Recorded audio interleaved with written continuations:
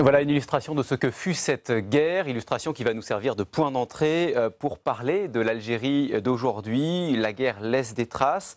Qu'en reste-t-il dans la société algérienne? Quelle est la continuité historique entre ces événements et les événements que vit aujourd'hui l'Algérie? Avec Abdelaziz Bouteflika, c'est la génération de l'indépendance qui quitte le pouvoir. Les jeunes générations vont-elles parvenir à tourner ces pages douloureuses? Nous allons maintenant en parler avec nos invités. Bonjour à vous, Pierre Vermeuren. Bonjour. Vous êtes historien du Maghreb contemporain. Bonjour, Neila Latrousse. Bonjour. Vous êtes rédactrice en chef à Jeune Afrique pour le Maghreb et le Moyen-Orient. Face à vous, Naoufel Brahimi El-Mili. Bonjour. Bonjour. Vous êtes politologue. Et bonjour à vous, Jean-Charles Geoffrey, bonjour. Professeur émérite d'histoire contemporaine à Sciences Po Aix. Je vais peut-être commencer par vous, Jean-Charles Geoffrey. Réaction d'abord à ce que nous venons de voir, à ce documentaire. On se rend compte à quel point cette guerre a divisé non seulement, bien sûr, Français et Algériens, mais Français entre eux et Algériens entre eux. Alors, le documentaire est très intéressant, il est bon, il est courageux.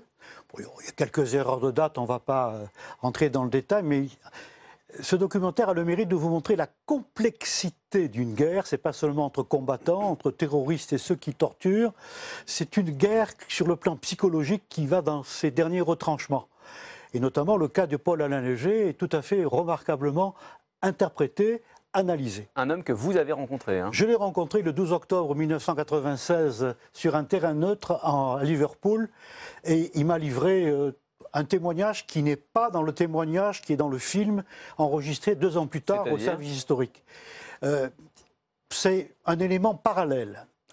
Il s'agit d'un de ses plus beaux coups, et dans son livre Au carrefour de la guerre, il n'en parle pas. Je vais vous donner la clé. À la fin 1957, il ne m'a pas précisé la date, ses services, entre guillemets, récupèrent également, entre guillemets, un gros poisson. Il devine que c'est un officier de la Wilaya 3. Il décide donc dans un premier temps, comme le montre le documentaire, de le retourner. Puis il n'y parvient pas. Il s'est dit, bien, je ne peux pas obtenir de cet homme, qui est un honnête homme, le fait qu'il soit retourné. Alors il a gardé 10 jours. Et pendant 10 jours, il a reçu un camarade. On a parlé de la pluie, du beau temps. À chaque fois, il disait, mais tu veux me dire quelque chose? Le tutoiement intervient. L'autre était muet. Et pendant 10 jours, petit déjeuner, repas de midi, repas du soir. Et puis, j'abrège, au bout de 10 jours, il dit, maintenant tu m'as rien dit, je suis désolé, c'est la prison Barberousse. Et par rapport à l'endroit où se trouvait le PC de Léger dans la basse Casbah, il sait ce que ça veut dire. On va le charcuter, puis après, c'est la tête coupée, certainement. Donc, il s'arrange pour qu'il y ait une fausse évasion. Je passe aussi sur les détails. Qu'est-ce qui se passe? Cet officier de la Wilaya 3 réussit à se faire exfiltrer par les réseaux internes du FLN, puis quand il arrive devant le colonel Amirouche, dont on parle évidemment dans le documentaire. Il lui dit, j'abrège aussi, tes traces de torture. Il n'y en est pas, mais dis donc, tu as pris 2-3 kilos. Or, comme il était, je dirais, un personnage important d'un sous-secteur de la Wilaya 3, il a été torturé. Tous ceux qui étaient autour de lui ont été torturés et éliminés. C'est une affaire de réaction. Tout cela étant calculé par cet homme que l'on voit dans le documentaire, un doute, Léger, voilà. Et il y passe. Je voudrais qu'on parle de la guerre à proprement parler. Ces opérations, elles ont joué un rôle vraiment important, militairement parlant, ces opérations d'infiltration là-dessus. Oui, évidemment, ce documentaire montre la supériorité de la puissance de feu de l'armée française et de l'arme psychologique. Le chiffre donné ici par le capitaine Léger, l'Abluït, aurait fait 4000 victimes. C'est un chiffre... C'est plus. Oui, voilà. C'est un chiffre déjà interpellant. Sachant qu'à l'indépendance, il n'y avait qu'un millier de bacheliers algériens. Donc c'est l'élite qui est décapitée. Alors c'est très intéressant. Et d'ailleurs, je voudrais qu'on regarde à nouveau ce court extrait, parce que c'est l'un des aspects les plus intéressants du film. L'un de ceux qui a été victime de cette opération, Rémi Madoui, a été lui-même torturé par ses propres camarades. Et voici comment il parle de l'Abluït. Les conséquences de l'Abluït, c'est qu'elle a été la raison ou la source de l'extermination de toute une jeunesse algérienne éduquée qui aurait été l'avenir de l'Algérie. C'est un gâchis, je crois que dans tous les domaines, okay, humains, beaucoup plus qu'autre chose. Ce peuple-là, si ça n'avait pas fini tel que cela a été, quel pays ce serait aujourd'hui? Ça veut donc dire que cette opération a laissé des traces pendant des années, parce que ce que dit Rémi Madoui est peut-être aussi discutable, c'est un sentiment, mais est-ce que historiquement c'est vrai? Ce qui est certain, cette opération-là a enrayé la machine à fabriquer les élites. Sachant que quand il y a eu l'appel des étudiants à rejoindre les maquis, c'est essentiellement des lycéens. Il y avait très peu d'étudiants, des lycéens. Donc encore très jeunes. Encore très jeunes. Et là, on voit, ce document fait réagir parce qu'en Algérie, le colonel Amirouche est un héros. À juste titre, il est mort en héros. Et le dogme révolutionnaire, c'est la révolution, il n'y en prend pas de risque, et c'est la pureté révolutionnaire dans le sens le plus absolu, même si des innocents meurent. Ça, vous en venez au sujet qui nous intéresse aujourd'hui, c'est-à-dire la continuité historique qu'il y aurait entre la guerre d'Algérie et les événements que nous vivons aujourd'hui, que l'Algérie vit aujourd'hui. Pierre Vermeuren, vous voyez quoi justement dans cette continuité historique? Écoutez, la destruction de cette jeunesse diplômée, parce qu'il faut se remettre dans le contexte des années 50 et 60, un bachelier, c'était quelqu'un qui avait un très bon niveau. C'était des garçons qui venaient des villes, donc plutôt de la bourgeoisie, souvent, enfin en tout cas des... Et donc le fait que ces jeunes aient été décimés dans les maquis, pour des raisons, il y a une dimension sociale, hein, il y a une dimension anti-intellectuelle, il y a une dimension aussi Amirouche qui est entouré par toute une paysannerie qui se méfie de ces bourgeois qui ont trahi, qui ont collaboré avec la France depuis toujours. Bon, ça fait remonter des choses à la surface. Et au fond, ça participe donc de la fragilisation. Vous aviez d'un côté les coups de boutoir de l'armée française par le plan Châle, etc. De l'autre, cette autodestruction intérieure. Et finalement, ceux qui vont ramasser la mise, c'est pas ces gens-là. C'est ceux qui sont à l'extérieur. C'est l'armée des frontières. C'est Bouteflika, pour faire le joint avec l'actualité, ce qui était un auxiliaire de Boumedienne. Et donc, c'est l'armée des frontières qui va récupérer la mise. Parce que les maquis ont été détruits ou autodétruits. Hein. Et donc, évidemment, et en plus, ils sont suspects. Et donc, il y a une véritable reconquête de l'Algérie, entre guillemets, à l'été 62, qui fait quand même 1000 morts, encore 1000 personnes des maquis qui meurent. Vous avez un certain nombre, probablement, de personnalités, même des maquis de la Wilaya 3, qui vont quitter l'Algérie en 62. Juste après l'indépendance. Hein. Absolument, voilà. Dans l'été 62, juste après l'indépendance. Donc, voilà. Donc, et effectivement, les gens qui arrivent au pouvoir, eh bien, ils viennent de le quitter à travers la personnalité de Bouteflika le 2 avril, je crois, 2019. Ouais. Je voudrais, Naïla Latrousse, vous entendre là-dessus aussi, parce qu'on a du mal quand même à se dire que ces élites algériennes qui auraient été décapitées au cours des opérations dont nous avons entendu parler dans le documentaire, on sent bien que c'est aussi quelque chose qui sert d'une certaine manière le discours du pouvoir et du FLN depuis 1962. Tout ça, c'est la faute de la guerre, c'est la faute de la colonisation, c'est la faute de la France. C'est la faute de la guerre, de la France, de la colonisation, effectivement, à entendre le FLN. Mais ce qui est intéressant quand on regarde aujourd'hui la façon dont s'est structurée l'Algérie depuis 1962, on perçoit que d'une certaine façon, cette dichotomie entre la force pure de l'armée, des chars, cette pureté révolutionnaire, comme l'évoquait Naoufel, et d'un autre côté, une élite qui essaierait de penser un autre pays, qu'il soit du point de vue économique, politique, sociétal, etc., cette dichotomie, elle existe encore. Aujourd'hui, l'analyse qui est la mienne face aux événements, c'est que in fine, l'armée arrive au bout d'un moment en disant c'est sympa vos trucs d'intello là où on réfléchit à quelle est la suite du pays, mais enfin bon, il y a une vérité qui est celle de l'armée, qui est celle de l'ordre, on va reprendre la main, on restructure ce qui se passe derrière, et puis s'il y a besoin de sacrifier une ou deux élites, avocats des droits de l'homme, hommes d'affaires, etc., c'est pas grave, parce qu'au fond, ce qui est intéressant, c'est de revenir à la pureté, non pas de 62, mais de novembre 54. Et ce qui est également assez frappant quand on regarde ce qui se passe dans la rue, Naoufel, tu évoquais les jeunes jeunes, les lycéens, l'appel au maquis. Il se trouve que mardi, à Alger, il y avait encore une manifestation d'étudiants et de lycéens. Et ce qu'ils revendiquaient, c'était les valeurs de novembre 54. Donc, effectivement, de rejeter tout ce qui a pu se passer pendant cette guerre d'Algérie, de revenir à la pure essence de ce que devait être un pays indépendant et libre. Et au final, c'est assez curieux de voir comme l'histoire peut se répéter quelques décennies plus tard. Et cette mémoire, donc, laisse des traces. En 1999, l'arrivée au pouvoir de Bouteflika, vous la lisez d'une certaine manière comme la continuité des suites de la guerre. Il faut bien expliquer ça, parce que les téléspectateurs n'ont pas forcément la continuité des suites de la course au pouvoir après la guerre. De l'été 62. De l'été 62, pour être très précis.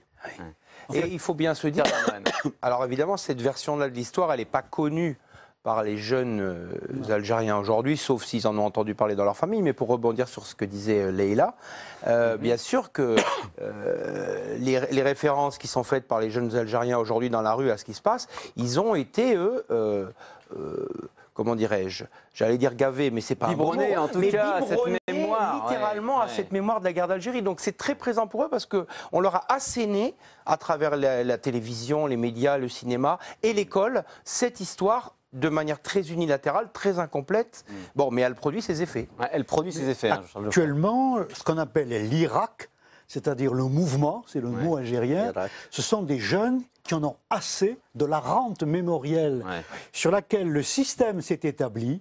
Et ces jeunes ont enfin le sentiment qui touche ce que la génération de 62 aurait touché, c'est le chèque de la liberté pour une guerre de libération qui a coûté très cher. Et c'est eux qui vont encaisser, j'espère, ce chèque.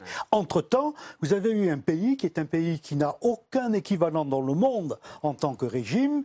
On peut le traiter de régime policier, on peut le traiter de tout ce que vous voulez, mais il était fondé uniquement sur cette notion d'hyper-commémoration.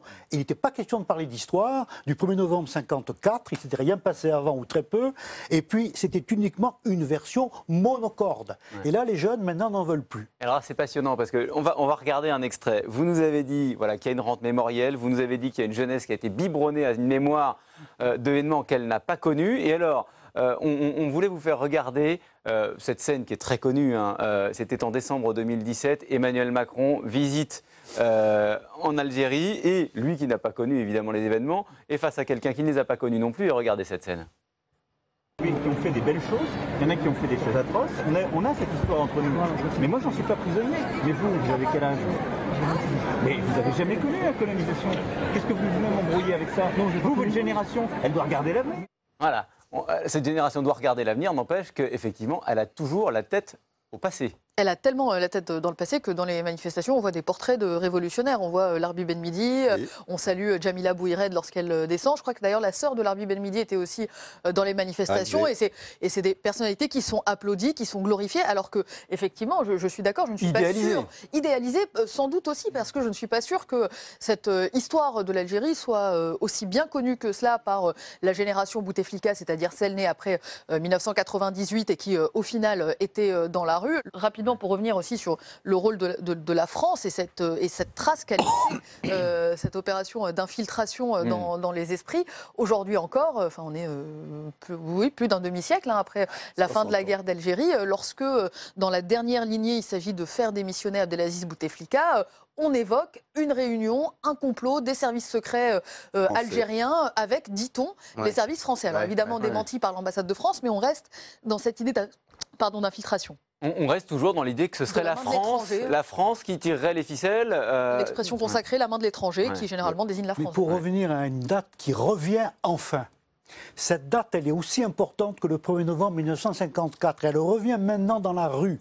C'est ce qu'on appelle la plateforme de la Soumam pour la fin d'un colloque qui s'était tenu en Basse-Kabylie de tous les chefs de la résistance, la vraie intérieure, et qui projetait l'Algérie de la libération. Le pouvoir actuel avait toujours mis de côté, en voulant On ne voulait pas en entendre parler. Et c'est cette promesse d'une Algérie sans référence à la religion, entre autres, qui était une promesse d'une Algérie résolument tournée vers le progrès, vers sa jeunesse, qui revient enfin. Ça, c'est une sacrée revanche. En fait, juste à propos de la Soumam, le drame finalement de la guerre d'Algérie, c'est d'avoir décimé la classe politique algérienne, qui était très riche, très abondante, très diversifiée, allant du Parti communiste et des trotskistes même jusqu'aux courants les plus nationalistes de toutes sortes, ou les plus religieux. Et finalement, les gens qui ont pris le pouvoir, ce ne sont pas des gens qui ont fait de la politique, ce ne sont pas des idéologues, ce sont des gens qui sont des soldats en réalité, ou des paysans. Et c'est vrai qu'il y a eu une perte en ligne considérable. Et ce phénomène de la bleuite, il a contribué en décimant la jeunesse éduquée et formée. Voilà. Mais pour rebondir juste une dernière chose sur ce que disait à nouveau Leïla, la maladie française, on dit souvent que c'est la commémoration de notre histoire. Mais il y a un pays qui est encore plus malade que nous, c'est l'Algérie. Tout à fait. Naoufel Brahimi El-Mili.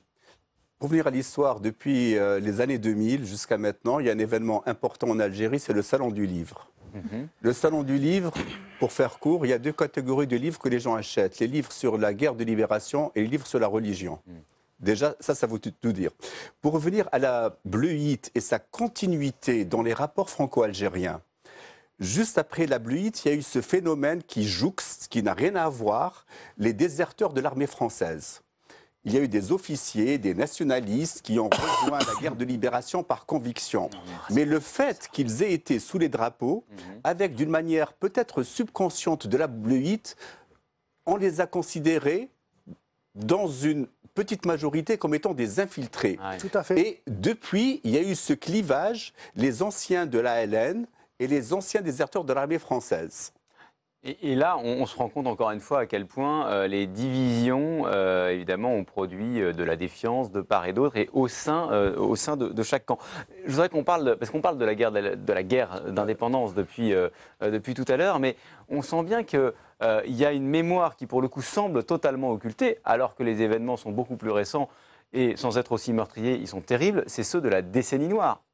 On en parle aujourd'hui, dans l'Algérie d'aujourd'hui, dans celle qui défile, Neïla Latrousse. Oui, on en parle. Alors c'est intéressant parce que autant cette période de la guerre d'Algérie est extrêmement compliquée à traiter, notamment pour les journalistes, pour les historiens, pour le monde de la culture. C'est-à-dire si vous voulez faire un film aujourd'hui un peu qui sorte du récit officiel sur l'Arbi Ben Midi, par exemple, c'est un exemple qui a eu cours. Vous ne Mais il y a pouvez pire. pas. En revanche, il y a pire, non ? En revanche, vous pouvez faire des films sur sur la décennie noire. Il y a beaucoup moins de problèmes. Un certain nombre de camarades producteurs me disent on est beaucoup moins gênés, par exemple, par le ministère des Moudjahidines, des anciens combattants, qui doit délivrer son autorisation si vous voulez faire un film sur la guerre d'Algérie, mais qui ne va pas intervenir. Il faut une autorisation en Algérie encore aujourd'hui que le scénario soit validé par le ministère des anciens combattants, qu'on y reconnaisse. Une précision, parce que c'est le ministère des anciens Moudjahidines qui finance.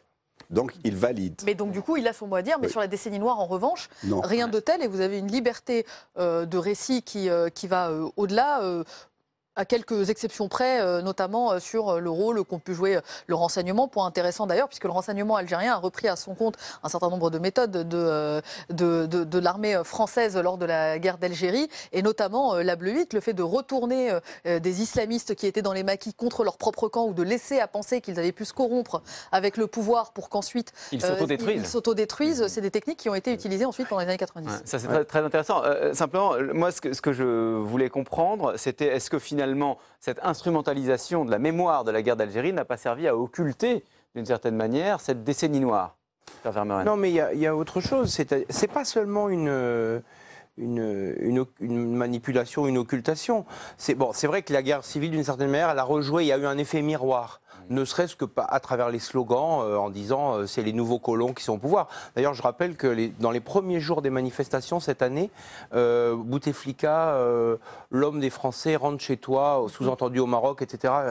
Donc, oui, parce qu'il faut rappeler que c'est de là qu'il vient, puisque Bouteflika, c'est le clan d'Oujda, côté marocain de la frontière. Où résidait l'armée des frontières et où résidait aussi le MALC, c'est-à-dire les services secrets de l'armée dirigés par Boussouf. Et ça, c'est aussi un héritage très important de la bleuite, parce que cette guerre de l'ombre entre les services secrets français et les services secrets algériens, elle a rendu l'armée algérienne paranoïaque totalement, puisqu'ils se disaient tout toute personne dans nos rangs est susceptible d'être un traître au service de la France. Et donc de nous détruire, de nous faire disparaître. Et cette paranoïa, il en reste encore des traces. Évidemment, parce qu'aujourd'hui, qui dirait, qui jusqu'à nos jours, quand les Algériens pendant des décennies ont dit le système, ils disent la sécurité militaire, ensuite c'est le DRS, et puis aujourd'hui c'est qui? Alors Bouteflika en 2015, soi-disant, a démantelé ses services, le DRS, et hier on lit dans la presse que l'armée tout de suite a reconstitué, réunifié, rattaché à l'armée la direction du renseignement et de la sécurité. Voilà. Donc cette histoire de 60 ans d'omniprésence des services de renseignement, une de ses sources, c'est justement cette paranoïa liée à la bleuite. Pendant la décennie noire, il y a un événement, une tragédie, c'est un attentat dans un cimetière de l'Ouest algérien où les enfants des Chouhada commémoraient le 1er novembre, il y avait une bombe. Et tout de suite, on a dit, c'est les attentats commis par les enfants des harkis. Voilà. Parce que dans cette région-là, il y avait des harkis notables qui ont quitté ou bien qui sont morts. Et le fait de mettre une bombe lors d'une commémoration des martyrs du 1er novembre, c'est les harkis, donc c'est la main de l'étranger. Même pendant la décennie noire, où, c'est vrai, pendant la décennie noire, la France, on peut lui reprocher sa non-collaboration avec les militaires algériens, mais l'infiltration, les attentats, la France a commis des attentats en Algérie, une autre période sous Boumedienne, mais plus depuis. Donc, et là, donc, ce sont les harkis, pour le rôle qu'ils ont joué aux côtés de la France pendant la guerre, qui sont alors mis en cause. Ouais. Qui sont pointus du doigt dans l'imaginaire collectif. Parce que c'est devenu un nom générique. Oui. Toute personne susceptible d'avoir collaboré, les berbéristes, harkis, d'accord. etc. etc. Si l'enfant n'est pas sage le soir, attention, on appelle le harki. Ah oui. Oui, c'est le Tchétchène pour les Russes, quoi. C'est-à-dire l'abominable qui va venir vous manger. On met tout dedans, on ne distingue pas le harki supplétif du tirailleur algérien disparu. Du militaire. C'est toujours là, c'est dommage, mais c'est toujours là. Vous savez, la décennie noire que vous évoquez, elle a ouvert une seconde phase de rupture aussi entre l'intelligentsia algérienne et la France. La lecture française à l'époque politique était celle d'islamistes qui étaient non pas des terroristes mais des réfugiés politiques, des personnes persécutées. Et un certain nombre ont pu être accueillis en France. Aujourd'hui, quand vous discutez avec un responsable algérien, il vous dit la France, au final, a servi de base arrière aux terroristes qui venaient nous attaquer. Elle nous a par ailleurs décrédibilisés en laissant à penser que les attentats étaient commis par des organes du pouvoir. Et ça a créé, à mon sens, une blessure encore plus grave que celle de 54-62 auprès d'un certain nombre de responsables, et notamment militaires. En vous écoutant, on se rend compte à quel point cette défiance, elle continue d'empoisonner la société algérienne, mais évidemment aussi la relation entre la France et l'Algérie. Très rapidement. Oui, un mot pour dire qu'effectivement, c'est très paradoxal ce point de vue en même temps, parce que le pays, notamment à l'époque de Charles Pasqua, qui a soutenu l'Algérie en guerre contre le fils, c'était quand même la France. L'Union soviétique avait disparu. Les Américains négociaient avec le fils pour prévoir son arrivée au pouvoir. Le Front islamique du Salut. Voilà, on rappelle juste quand même, pour les téléspectateurs, le Front islamique du Salut. La victoire aux élections, l'armée, voilà, il faut quand même rappeler les événements. Oui. Donc effectivement, il y a à la fois l'ennemi et l'ami, c'est la guerre, c'est l'ennemi intérieur, mais c'est aussi l'ami, mais voilà. Tout se mélange et ça fait quelque chose de franco-algérien de particulièrement complexe. Il faut qu'on parle maintenant faut qu'on pose cette question, où va l'Algérie? Est-ce que cette page, cette mémoire empoisonnée, il est possible d'une certaine manière de s'en débarrasser et de tourner ces pages extrêmement douloureuses? Je voudrais quand même, pour qu'on voit d'où l'on vient, qu'on prenne la mesure de ce que représente le départ d'Abdelaziz Bouteflika. Regardez ces images d'archives, nous sommes en 1963. En plus des solutions financières, nous avons procédé à une clarification considérable de l'atmosphère politique, du contentieux en quelque sorte, qui existait entre l'Algérie et la France. Voilà, donc Abdelaziz Bouteflika, déjà ministre en 1963. Est-ce qu'on est vraiment sûr que cette fois, cette génération va passer la main?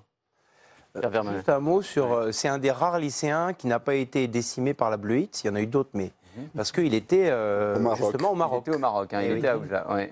En 1999, il est venu avec le projet de la réconciliation nationale, la concorde nationale, c'est l'amnistie aux islamistes pour mettre tout sous le tapis, on n'en parle plus. Avec ce qui se passe Maintenant, quand on voit dans la foule, les islamistes sont trop invisibles pour ne pas exister. On s'interroge. Vous dites que derrière tout cela, ils seraient en embuscade, derrière les manifestations. Les islamistes sont des gens quasiment normaux, ils sont opportunistes comme tout le monde. Je voudrais vous poser la question, Neila Latrousse, puisqu'on parle des élites algériennes qui auraient été décimées, qui ont été décimées à la suite de la guerre d'Algérie. Elles sont où aujourd'hui Qui aujourd'hui recrute, enfin elles sont recrutées où ces élites algériennes dans l'Algérie d'aujourd'hui? Alors, quand on parle d'élite, on parle politique, économique, militaire. Élite politique et économique, où est-ce que le pouvoir se régénère, s'il en a les moyens? Alors aujourd'hui, le pouvoir n'est, à mon sens, pas dans une logique de régénération. L'élite militaire, eh bien, elle se recrute dans les académies militaires qui existent en Algérie et dans le lot de ceux qui sont formés à l'étranger. Si on regarde l'état-major aujourd'hui, soit dit en passant, on parle de tourner la page de cette légitimité révolutionnaire, pas au sein de l'état-major. Hein. Au sein de l'état-major, tout le monde est un moudjahid, tout le monde a fait ses armes, à commencer par le chef d'état-major qui se présente dans les différents courriers comme un moudjahid, nos glorieux martyrs, etc. Donc, au niveau de l'élite militaire, on est plutôt sur une doxa Russie, Biélorussie, Tchécoslovaquie, Égypte. Quand on regarde la formation aujourd'hui de l'état-major, on est plutôt dans cette école-là. Si on parle La France. Dans les années 80, ça a commencé la coopération, la France. Il y a eu des militaires formés en France et aux États-Unis. Il me semblait que c'était plutôt au sein de la communauté du renseignement et de la police, mais je peux peut-être... Et alors, pour les élites politiques et économiques? Les élites politiques, elles sont un peu plus occidentalisées, pour le coup, quand il s'agit des libéraux, donc ils vont être plutôt proches de l'Angleterre, les États-Unis, la France, etc. Quand c'est les élites politiques plus conservatrices, islamistes, puisque... Il faut savoir que nous, de France, on voit beaucoup ceux qui s'expriment en français, mais il y a que 60, 70, 80% de la classe politique qui, elle, est plutôt arabophone et qui est plutôt branchée vers l'Est du continent africain, donc Émirats, Qatar, Arabie Saoudite, etc. Sur les élites économiques, elles se recrutent essentiellement au sein de ceux qui ont les moyens d'envoyer leurs enfants faire des études ou des formations à l'étranger, donc au sein d'une nomenclatura. Donc si je vous écoute bien, aujourd'hui, l'armée continue de tenir une place prépondérante et d'une certaine manière, c'est elle qui détient toutes les clés pour la suite, Pierre Vermeuren. En tout cas, ça ne se fera pas sans elle. Je ne sais pas si elle détient toutes les clés, mais elle est suffisamment puissante à la fois par son nombre, par son budget, par ses moyens, par son histoire, sa légitimité et sa place dans la société.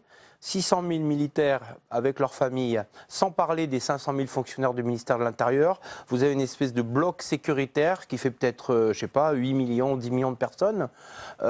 Et en plus qui ont la légitimité historique avec eux et qui ont la force. Bon, voilà, donc soit l'armée, et en tout cas ses dirigeants, parce que après c'est un système hiérarchisé, soit ses dirigeants veulent accompagner le peuple algérien vers sa démocratisation, soit au bout d'un moment, ils vont se dire pour une raison ou pour une autre, c'est dangereux, on bloque. Mais effectivement, si la volonté très partagée, très présente aujourd'hui dans les manifestations de la population algérienne d'aller à cette seconde indépendance démocratique cette fois, et ne fait pas de doute, l'armée a les moyens de l'accompagner ou de la bloquer. Mais attention, je crois qu'il ne faut pas séparer l'armée de la nation. Pourquoi ? Parce que cette armée est encore composée pour l'armée de terre de 300 000 hommes. C'est la plus puissante après celle de l'Égypte. Mais à peu près la moitié, un peu plus, ce sont des appelés. Ce qui veut dire que le général Gaïd Salah ne pouvait pas faire n'importe quoi. D'autant que l'image de marque de l'Algérie, et ça c'est l'essentiel pour moi, elle est extraordinaire. Ce n'est pas des gilets jaunes. Ils balayent après les manifestations. L'image de marque de l'Algérie, elle est positive. C'est vrai que ça a beaucoup frappé. Attention, nous sommes dans un système qui me fait un peu frémir, vu les capacités à rebondir du FLN et des différents services qui tournent autour de la police politique ou des renseignements. Je vous rappelle que si vous deviez faire un pronostic, voilà. Pas d'interrogation, parce qu'attention, je vous rappelle qu'il y a eu un précédent, avant la chute du mur de Berlin. 1988, j'allais vous poser la question. Il y a quand même eu 500 morts, mais pendant 2 ans, on marchait vers une démocratie. Et donc on a inventé un terrorisme islamique, on a inventé le FIS, on a inventé X attentats. C'est pas un J'ai peu une très complotiste grande là, peur. c'est que J'ai une très c'est grande pas- peur. enfin, J'ai une très ouais, grande non, peur. rien, Ça plonge dans des racines algériennes profondes. Ouais. Mais on a instrumentalisé le fils. ouais. Le fils a peut-être été instrumentalisé, discute, mais enfin, il ne faut pas non plus. On est peut-être dans une optique, dormez bonnes gens, on vous protège, on attendra, peut-être qu'on apprendra un grand attentat à Alger ou ailleurs dans les jours qui viennent, et à ce moment-là, le pouvoir qu'on pensait moribond reprendra du service. Le risque est pour peut-être plus sécuritaire avec la situation être en encore Libye plus que oui. l'instrumentalisation. Oui. Ouais. C'est un des points d'interrogation. Non, En tout cas, oui, allez-y. Pardon. Le commandement militaire est composé de combattants qui savent reconnaître un rapport de force. Aujourd'hui, le rapport de force est en faveur des manifestants qui se chiffrent 15-20 millions, ça dépend des vendredis. Donc, jusqu'à ce jour, c'est le peuple algérien qui est encore maître des horloges, pour reprendre une expression connue en France. Par la suite, est-ce que le commandement militaire va essayer de faire un passage en force en imposant une lecture stricte de la Constitution? La dite Constitution a été violée par le président de la République le 11 mars dernier, quand il a annoncé le report l'annulation des élections. Donc, on n'a pas d'assises juridiques, la Constitution est malmenée. Il y a une volonté pour un passage en force, d'où la désignation du président par intérim pour 90 jours. Avec une telle crise, 90 jours, qu'est-ce qu'on peut faire? On peut organiser des élections. Enfin, Certes, mais quand on voit ces jeunes-là, ils n'ont pas leur carte électorale.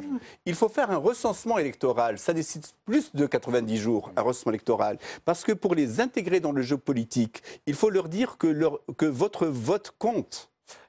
Je vous pose la question qui finalement était sous-tendue parce que vous disiez à l'instant, Jean-Charles Geoffray, qu'est-ce qui fait que cette fois, la révolte que l'Algérie a déjà connue en 1988 aurait des raisons d'aboutir?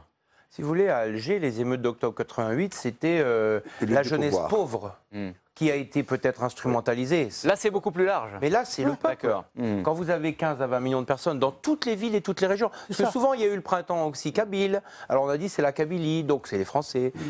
Après, Si il y a je eu la vous entends, jeunesse pauvre d'Algérie. l'Algérie post-indépendance n'a jamais connu Ah non. de tels événements. Non. Jamais. Non. Aussi massif, aussi. Voilà, jamais. Là, c'est tout le monde, c'est un peuple. C'est le peuple, C'est même c'est le les- bled. C'est le bled qui manifeste. On a C'est tout à assez- fait neuf. on C'est a- parti de Kenchela, c'est-à-dire une partie désolée de, Khenchla. Non, ouais. voilà, de la partie orientale. On ne s'attendait absolument pas. Kharrata, Bref. pour être sûr. Voilà. Kharrata, C'est le- l'Est. Oui. Alors, Naïla Latrousse, Constantine, vous, justement, sur cette question, qu'est-ce que vous craignez le plus parce que finalement, on se pose tous la question effectivement, de la manière dont les choses pourraient évoluer. C'est le risque sécuritaire, c'est finalement que le mouvement s'étiole. Quels sont les risques aujourd'hui pour ce mouvement d'ouverture de la société algérienne? Le risque sécuritaire, c'est un risque à court terme. Les manifestants avec lesquels il m'a été donné de discuter, avec le renseignement, avec les politiques, avec des personnels de l'armée, ils me disent tous à peu près la même chose et c'est assez rare qu'il y ait unanimité pour le saluer. On a vaincu le terrorisme une fois, on saura faire une deuxième fois. Donc ce risque-là, il peut effectivement y avoir une attaque ici ou là. On ne le perçoit pas aujourd'hui comme un traumatisme majeur. On estime que si on a pu surmonter la décennie noire, on saura faire face à ce risque-là. Le deuxième risque, à mon sens, il est pour moi davantage politique et diplomatique. D'abord, sur le diplo, l'Algérie occupe une place importante. Donc, je vous décrivais des élites qui ne venaient pas toutes ou qui ne parlaient pas toutes de la même voix et qui n'avaient pas toutes les mêmes intérêts. On commence à percevoir que la Russie lance des messages à la France en disant restez en dehors de la transition française, etc. De la transition algérienne. Ouais. De la transition algérienne, excusez-moi du lapsus.